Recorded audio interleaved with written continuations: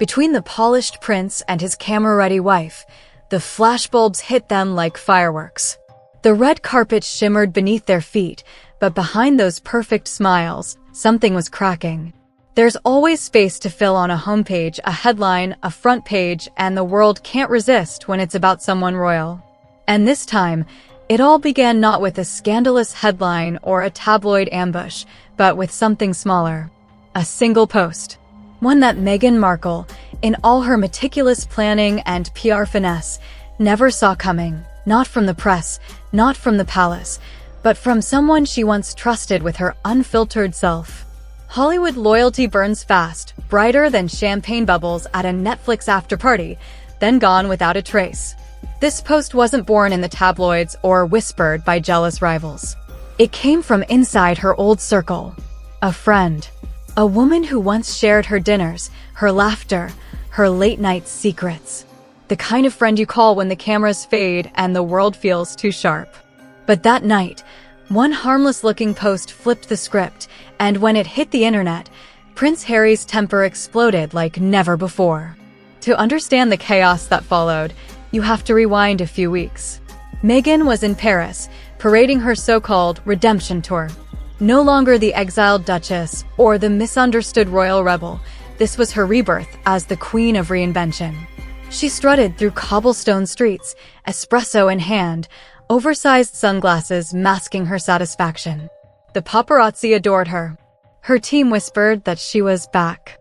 But as always, the internet had questions. Who paid for the lavish hotel suite? The designer wardrobe? The entourage? Just as the gossip started to settle, that fateful post dropped. A single Instagram story, an old picture from their Soho house days, captioned, "Some people forget where they came from until their past comes knocking." Innocent enough, right? But in the world of social media, subtlety is dynamite. Within minutes, timelines erupted. Fans dissected every emoji, every background detail, every potential hidden message. Was it a dig? A betrayal? A warning shot? Then the internet uncovered the truth. This wasn't just any acquaintance. This woman had once been part of Meghan's inner circle, before the titles, before the royal wedding, before Montecito. She'd seen everything, the additions, the ambition, the rehearsed smiles. She wasn't just a friend, she was a witness to Meghan Markle's evolution. And now, she wasn't keeping quiet. According to insiders, Harry saw the viral post before Meghan did. His phone lit up with alerts, his team frantically messaging him to get— Don't you miss that feeling, getting lost in a story that feels like it was written just for you? If your heart needs a little magic, click on the link in I-button or in the description or pinned comment. It's waiting at infowebster.com. Go feel something again. ahead of it. One witness described his reaction as volcanic. He stormed into their Montecito kitchen, waving his phone, demanding, "Who is this friend? Why is she doing this?" Meghan stood frozen, not in anger, but disbelief. She'd always treated relationships like chess pieces. Every friend, every favor, part of a grand strategy. But this was a strike she hadn't predicted. By dawn, the post had snowballed into a wildfire. And then came the real explosion. The friend went live on TikTok. Glass of wine in hand, voice trembling but confident, she began to talk. Not slander, just stories. And sometimes, that's far more dangerous. She revealed how Meghan practiced princess poses in the mirror long before meeting Harry. That her dream wasn't just to find love, but to find status. That every social event, every connection, was part of a calculated climb. And then came the hit that broke the internet. The friend claimed Meghan scripted her entire Oprah interview, rehearsing emotional pauses, perfecting the tearful glances, all designed to trigger sympathy. "I'm not saying she's fake," the friend teased, with a knowing smile. But she's always known how to turn pain into profit. The clip exploded, 20 million views in a single day. The hashtag Meghan Exposed trended worldwide. Harry was livid. But not just at the friend at Meghan. Insiders said he muttered words that cut deep. "This is why my family never trusted anyone around you." That moment marked the start of something darker. Behind closed doors, Meghan's team scrambled emails, calls, offers to clarify or contextualize the statements. But it was too late. The genie was out and the internet was hungry. Every outlet, British tabloids, American talk shows, even French magazines wanted more. Who was this friend, and what else could she reveal? Rumors spread that she'd been approached by a streaming platform, the same one that had paid millions for Harry and Meghan's documentary deal. Suddenly, the betrayal took on another layer. Harry wanted to issue a statement, play it off as a misunderstanding. But Meghan refused. Bowing to an ex-friend wasn't an option. So, she launched her counterstrike through glossy profiles and staged photos, highlighting her kindness, motherhood, and resilience. But the truth was bleeding through the image. Harry felt humiliated. The man who once stood up to the monarchy for love now found his wife's private life turned into a public circus. Inside their Montecito mansion, the air grew tense. Harry withdrew, skipping meetings while Meghan's old friend posted again. This time, just one cryptic line: sometimes the truth doesn't need a palace. It just needs Wi-Fi. The internet erupted once more. The betrayal stung deeper than any headline Meghan had faced before. For the first time, she wasn't the one shaping the story. She was its subject. Fans split down the middle, some crying invasion of privacy, others calling it karma. And in that divide, Meghan lost the one thing she'd always controlled: her narrative. Instead of retreating, Meghan doubled down. Her mansion turned into a command center. Curtains drawn, phones ringing, staff rushing. She spent sleepless nights scrolling through comments, watching opinion videos, reading every insult. One insider described her as incandescent with rage.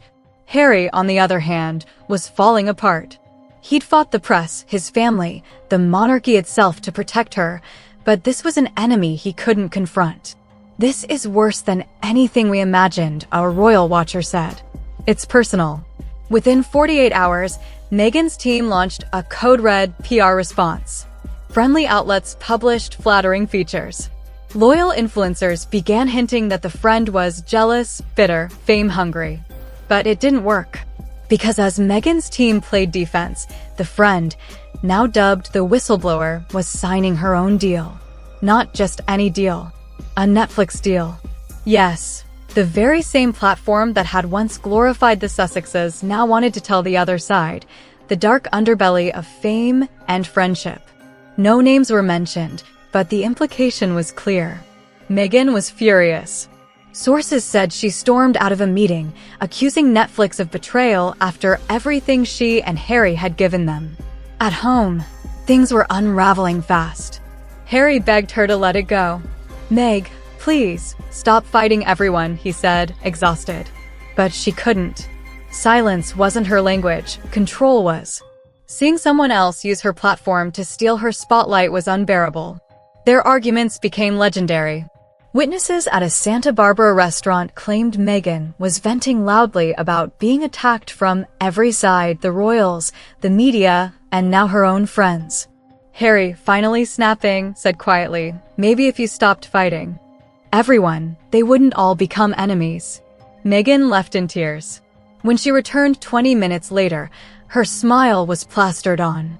To the world, they were still the perfect couple. But the cracks were widening. The Netflix teaser hit the internet a week later, a silhouette of a woman's profile and a haunting line: "Fame doesn't change you. It reveals who you always were." It didn't need to name her. Everyone knew. Meghan's fury was nuclear. She called her team at midnight, screaming, "They're mocking me," without even saying my name. Harry withdrew even further, consulting advisors about their contract, terrified Netflix might cut ties completely.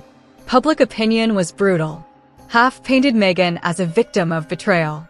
The other half saw poetic justice, the master of manipulation, outplayed by her own creation. Insiders said Meghan broke down for days. Her mother, Doria, flew in to console her. Harry tried to hold things together, but the arguments kept looping. "He loves her," one source said, "but he's drowning in the drama." Then came the final twist. The friend didn't stop at Netflix. She signed a podcast deal titled The Duchess and the Truth. The name alone sent shockwaves through Hollywood. Meghan's team scrambled again, flooding social media with smiling photos, charity appearances, and unbothered couple shots. But the internet wasn't buying it. The narrative had shifted for good. Once Hollywood's golden girl, Meghan was now seen as the architect of her own unraveling. Harry watched helplessly as her image, once carefully curated, collapsed in real time. He'd given up his titles, his family, and his peace to protect her, but how do you protect someone from their own choices? The betrayal didn't just spark a PR storm, it exposed the cracks in the Sussex empire. Behind the glamorous facade, things were crumbling. And as the headlines eventually moved on to the next scandal, one haunting question lingered: what happens when the world stops listening? But here's the twist: people never really stop listening to Meghan Markle. Her name lingers in every conversation about fame, ambition, and reinvention. Even in silence, she commands curiosity. Whether you love her or despise her, you can't ignore her. Because somewhere between the fairy tale and the fallout, Meghan became something bigger than a duchess. She became a symbol of the double-edged sword of modern fame. Ambition, power, love, and control, all wrapped in a single story that refuses to fade. Now, insiders whisper she's plotting her next move, a new interview, a redemption project, maybe even another documentary where she reclaims her truth once again. She's quiet now, yes, but not defeated.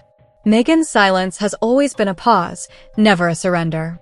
Behind those Montecito gates, the planning has already begun. Because if there's one thing Meghan Markle has mastered, it's turning chaos into opportunity and pain into power. Harry, though, seems changed, tired, reflective, standing at a crossroads between the woman he loves and the peace he desperately misses. Their California home, once a sanctuary, now feels like a stage of endless rewrites. But in Hollywood, every downfall is just a setup for a comeback. And if there's one thing Meghan knows how to do better than anyone, it's to make an entrance after chaos. Whether it's redemption or the final act, one thing's certain: the world will still be watching.